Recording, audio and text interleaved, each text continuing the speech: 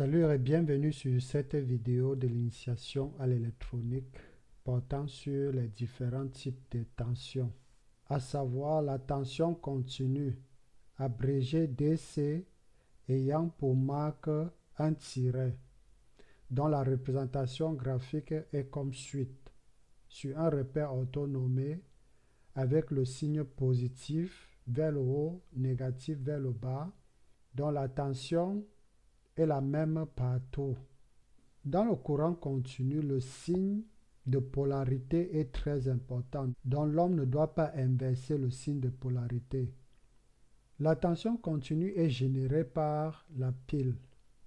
Nous avons plusieurs sortes de piles. Nous avons les piles de 1,5 volts, les piles de 3 volts, donc les piles de 9 volts, les piles 12 volts. La tension continue peut aussi être générée par les chargeurs de portables, les chargeurs de laptop. Les chargeurs de laptop peuvent générer 19 volts et l'alimentation des contrôleurs industriels qui est de 24 volts. Donc la tension continue qu'on vient de voir, nous pouvons l'analyser dans une application. Comme nous le voyons, l'amplitude est de 0 volts. Alors si je ferme l'interrupteur, étant donné que notre alimentation est de 5 volts, nous voyons que l'oscilloscope nous représente cette tension qui est continue partout, qui est de 5, selon la division. La division, nous avons 5 volts par division.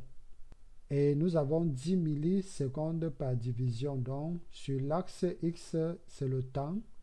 Et l'axe Y, c'est l'amplitude.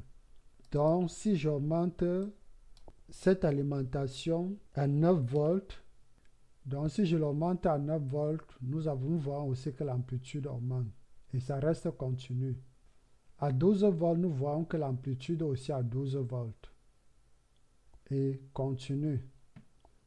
La suite, la tension alternative abrégée AC, ayant pour marque ou symbole ces signes d'alternation, dont la représentation graphique est comme suite. De même sur un repère orthonormé, vers le haut le signe positif, vers le bas le signe négatif. À noter ici, sur la moitié d'une période, la tension peut être positive et sur l'autre moitié négative. Exemple, l'alimentation des maisons, l'alimentation d'une ampoule, l'alimentation des frigos et nos prises de secteur, qui est de 220 à 230 volts selon le pays dans lequel on vit. Donc, on va aussi visualiser la tension alternative, l'exemple de l'allumage d'une ampoule dans la maison. Donc, j'ai une alimentation alternative de 220, 50 Hz, comme la tension d'alimentation de la maison, qui va juste alimenter notre ampoule. Donc, je veux voir à travers l'oscilloscope la variation de la tension, donc l'alternance de la tension, donc la courbe représentée. Donc nous voyons la tension qui alterne.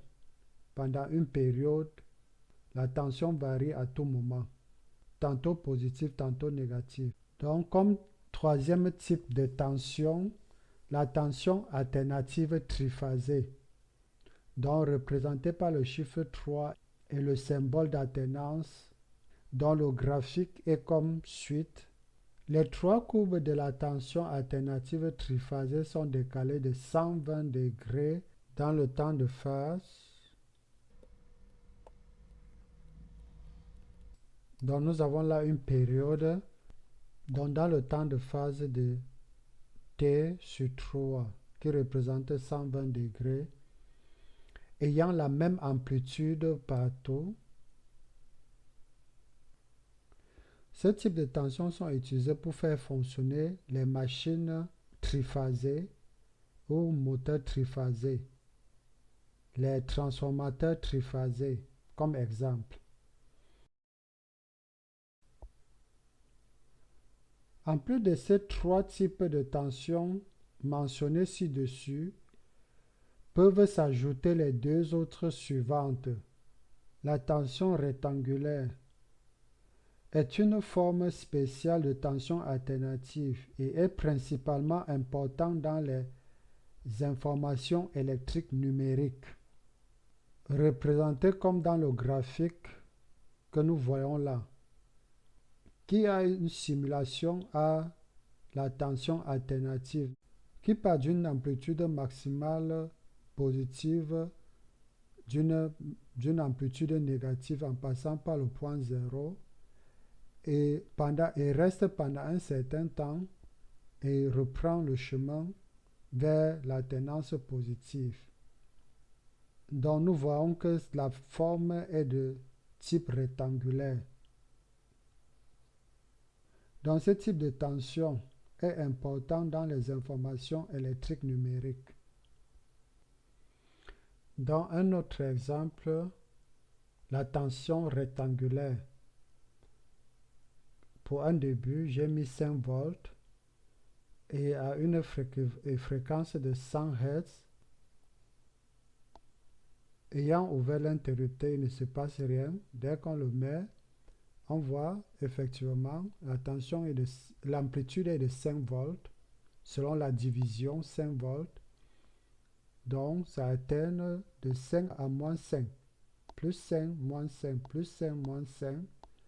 Et si je l'augmente à 10, positif et négatif 10, donc on remarque qu'il est à plus 10, il reste pendant un certain temps, il redescend à 0, et pendant un certain temps, il redescend à moins 10, ainsi de suite jusqu'à l'arrêt de l'interrupteur. L'on a aussi la tension mixte, qui est une combinaison de la tension alternative et de la tension continue.